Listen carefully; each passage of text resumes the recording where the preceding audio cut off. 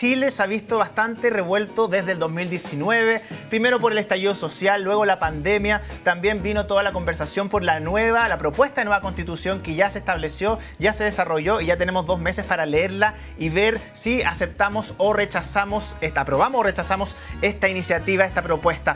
¿Qué está pasando con nuestro país? Para hablar de este tema que es tan interesante, tenemos aquí a Valentina Rosas, subdirectora de la Fundación de la Iniciativa. Que tenemos que hablar de Chile porque tenemos que hablar de Chile, Valentina, ¿sí o no? Así es. ¿Cómo estás? Muy bien, muchas gracias. Cuéntanos un poco de qué es esta iniciativa que da pie o hable un poco de lo que está pasando en nuestro país en este último tiempo.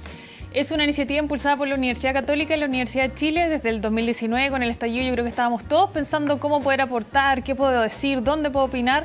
Y ahí las universidades quisieron hacer algo que no fuera académico, que fuera salir, poner las universidades a disposición.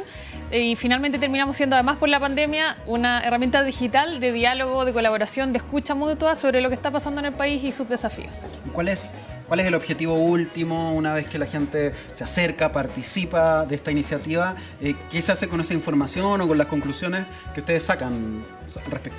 Bueno, creemos que el diálogo en sí mismo tiene un valor, el encuentro, que hoy día ni la ciudad ni las redes sociales nos facilitan mucho encontrarnos mutuamente. Nosotros potenciamos el encuentro, además, ojalá, entre actores lo más diverso posible. Mezclamos empresarios de Vitacura con dueñas de casa de Calama, con periodistas de Arica, y poder, además de ese valor que tiene el diálogo, poder llevar eso con la experiencia que tienen las universidades, analizando datos, procesando información, transformándolo en política, en propuestas de políticas públicas. También nos interesa mucho hacer eso, llevarlo de vuelta al debate público, esas preocupaciones de las personas. Valentina, bueno, tú nos mencionas que lo importante es este diálogo entre figuras, o sea, personas totalmente distintas, una sociedad. ¿Cómo ha sido todo este diálogo? ¿Cómo ha sido todo este proceso? ¿Cómo lo has visto desde el inicio del desarrollo, el puntapié inicial de esta iniciativa hasta ahora? Que ha pasado mucho en el país también. Los diálogos han ido cambiando, los temas. ¿Cómo ha sido todo este proceso hasta el minuto? Bueno, yo creo que nos cuesta conversar. Es algo a lo que no estamos acostumbrados, menos con alguien distinto, menos con alguien que sabemos que tiene una opción política distinta. Da susto meterse, si yo soy de prueba, a conversar con un rechazo, si yo soy empresario, meterme a conversar con un dirigente estudiantil. No estamos acostumbrados y eso se ve en los diálogos. La gente entra muy tímida, habla poco, usa pocas palabras, pero en general con roces, porque hay diferencias de opinión. Cuando queremos compartir nuestras visiones de país, natural que hayan distintas visiones, con roce, con pro vida, con pro aborto, con apruebo, con rechazo, con muchas otras legítimas diferencias que tenemos.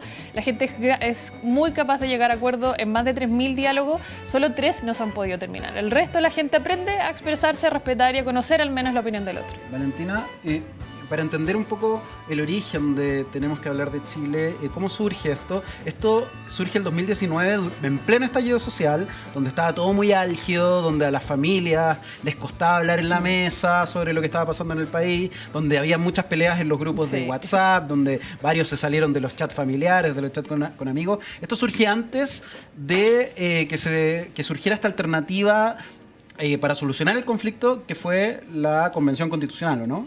La idea sí, empezamos como, bueno, algo hay que hacer, pero no podía ser otro seminario, otra cosa de las que las universidades ya están muy acostumbradas. Queríamos hacer además algo colaborativo, entonces que fuera la Católica y la Chile en conjunto con sus diferencias y competencias, incluso en muchas cosas, ya era novedoso. Pero cuando logramos armarnos como proyecto con marca y todo, ya estábamos encaminados, en el fondo ya sabíamos que había una fecha de plebiscito. Así que fue en ese camino en el que nos encontramos, pero con la idea, como tú decías, de darle espacio a estas conversaciones que ya venían en los cabildos, en los parques, las empresas, obviamente no pasaban en todos lados, pero había conversación pasando, y lo que las universidades quisimos hacer era escalar esto, proponer una metodología, generar un lugar donde recibir esa información de vuelta y poder aprovecharle, como decía, llevarla de vuelta al debate público. Y ahí hemos estado muy dedicados a golpear las puertas de todos los líderes públicos, no solo políticos, también sociales, fundaciones, medios, editoras, y tanta gente que necesita escuchar qué es lo que la gente habla cuando habla de Chile. ¿Y cómo ha sido esa tarea que tú mencionas, como ir golpeando para ir involucrando, que se escuchen estas opiniones? ¿Cómo ha sido todo ese proceso de lograr esta convocatoria? ¿Ha sido fácil o ha sido dificultoso para encontrar, hablar con estos referentes que tú decías, claro, a la gente, a la sociedad en sí, pero también estos líderes que también son importantes, que se involucren dentro de lo que la sociedad misma está hablando? Porque en general uno se está quedando, lo mencionamos, que tenemos esta sección de tendencias, que las redes sociales siempre son muy duras, hay mucho ataque, responder al ataque. ¿Cómo es que también se vinculen con el diálogo, con la forma de encontrar un punto de encuentro?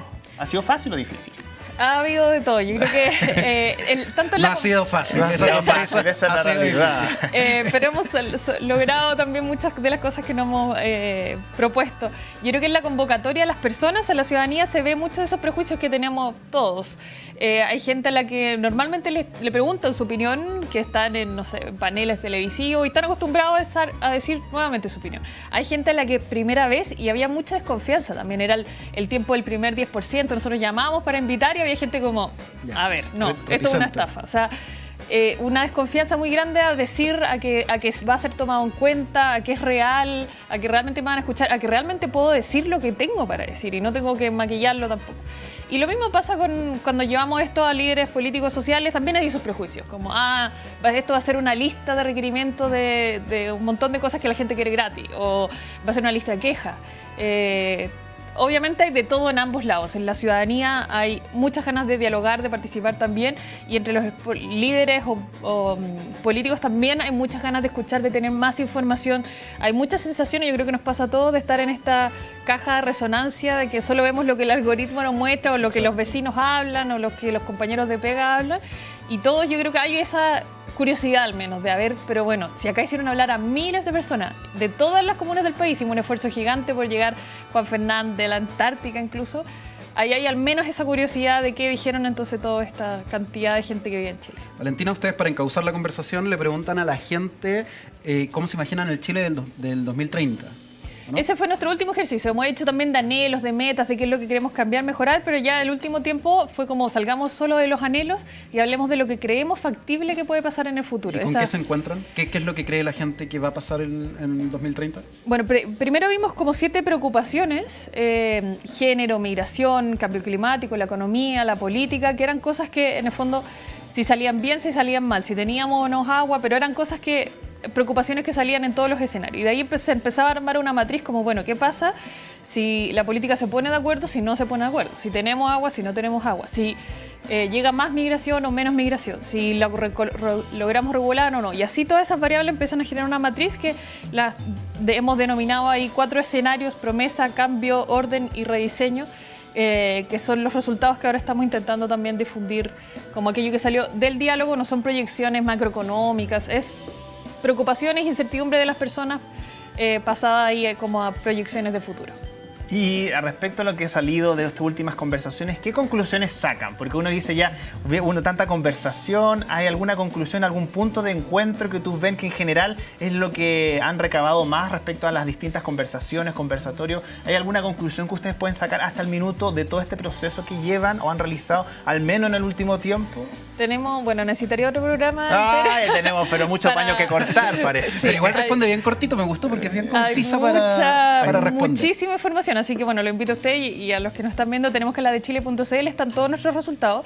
Muy en resumen, puedo intentar decir, la gente vive en una sensación de incertidumbre gigante, con una sensación de malestar muy grande, que yo creo que tiene una pata material, de quizás el susto de que si me pensiono mi calidad de vida va a bajar mucho, que si mi hijo tiene un accidente, que si mi hijo se quiere cambiar de carrera, que si me echan de la pega. La gente no siente que lo está quizás pasando tan mal, pero la incertidumbre es brutal. La gente casa siente propia se instaló ahora ese tema. Claro, la gente siente que sus proyectos de vida es como un castillo de naipes, esa es la sensación. Como decía, por lo material, pero también por el trato. Hay mucho también relacionado a cómo nos tratamos, como quizás siento que me mienten los políticos, pero tampoco entiendo lo que me dice el retail con los intereses de la tarjeta, pero tampoco siento que mis vecinos sean todos los solidarios que cuando yo los he necesitado. Hay como una sensación de que quizás no nos tratamos tan bien, y yo creo que ahí salen estos anhelos de dignidad muy importantes. Valentina, mencionabas estos 4 ejes. Repasemos uno a uno porque son conceptos como bien amplios. Ustedes definieron que quedaron el eje: promesas, orden, cambio y rediseño. Vamos uno a uno. Promesas, ¿qué es lo que ve la gente para el 2030? Bueno, muy en resumen, ahí hay una preocupación por una política que no logra avanzar en acuerdos, que no logra generar soluciones, que ya le prometió a la gente que esta vez sí y que no se logró. Por lo tanto, la institucionalidad se empieza a aguar un poco, la fe en la política también, y por lo tanto salen más de estos discursos antipolítica con promesas que quizás resuelven efectivamente algunas de las demandas de las personas, pero muy en el corto plazo, sin visiones de más largo plazo que nos permita llegar como en una situación mejor para el 2030 o más allá incluso. Entonces hay como mucha promesa de corto plazo con una lógica de antipolítica, de caudillos quizás también ahí más populistas.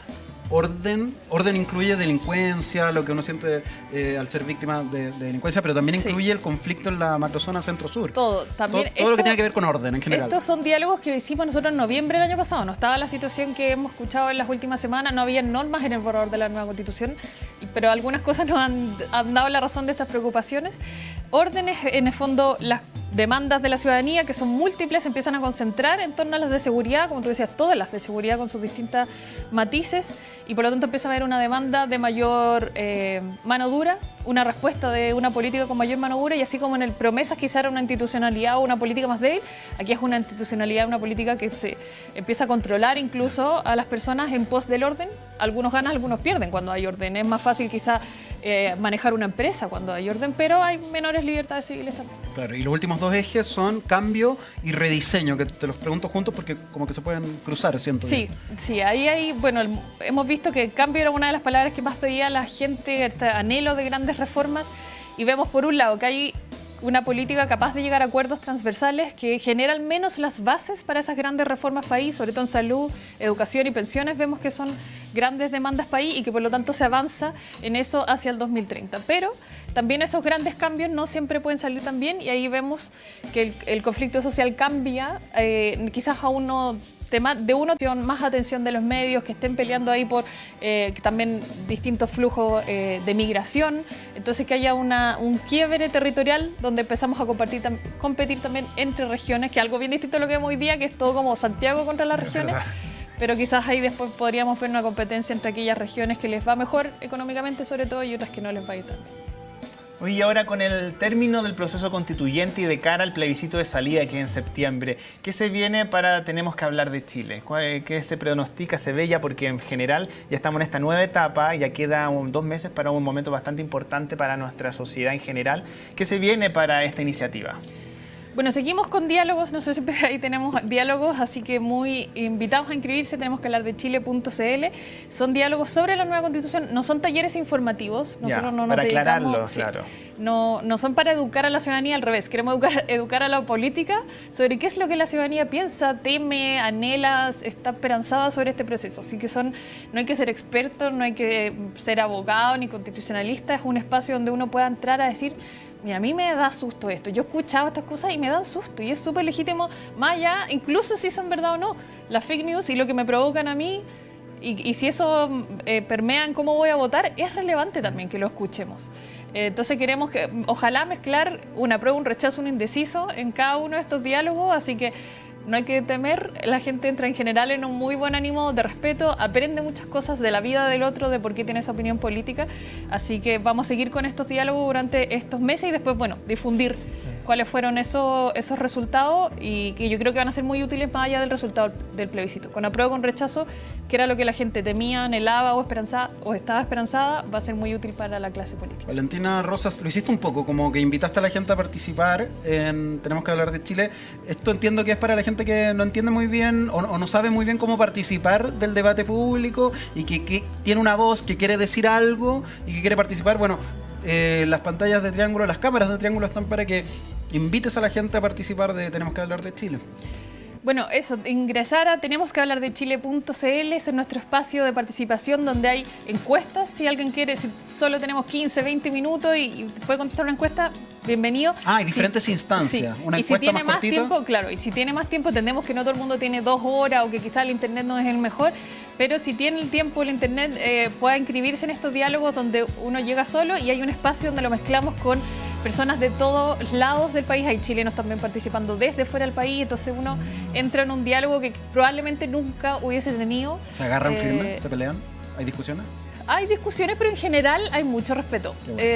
La verdad, yo creo que la gente en las redes sociales es distinta. Cuando nos vemos cara a cara, aunque sea a través de una pantalla... Igual aquí como que se detienen un poquito, claro, porque cuando está en el Twitter o Instagram como que tiene esa barrera de estar como un avatar, una foto no ves, pero cuando está enfrente de alguien, incluso en un Zoom, en esta videollamada, es distinto. Pues ahí tienes que enfrentar, o sea, te viene la de vuelta si tú te tiras alguna pachota. No, y tenemos en los diálogos la oportunidad de entender también de dónde viene el otro. de que cuando te dice que va a votar tal cosa, pero porque tiene incertidumbre, porque su hijo tuvo un accidente, porque acaba de perder la pega, porque uno dice, bueno, hay razones también. Y qué bueno conocer esas razones, un estilo, un proyecto de vida que yo nunca había compartido, así que también creemos mucho en ese proceso, en la escucha mutua, en el valor del diálogo y si de eso además podemos nosotros tomarlo para que sea escuchado por líderes políticos y sociales, mejor. Eso es lo que hemos dedicado también a golpear muchas puertas, como decía, así que no es solo entrar a conversar, nosotros aprovechamos mucho también eso para que sea escuchado, para que sea tomado en cuenta. Bueno, muchas gracias Valentina por contarnos un poquito de Tenemos que hablar de Chile aquí en Triángulo. Muchas gracias por la invitación.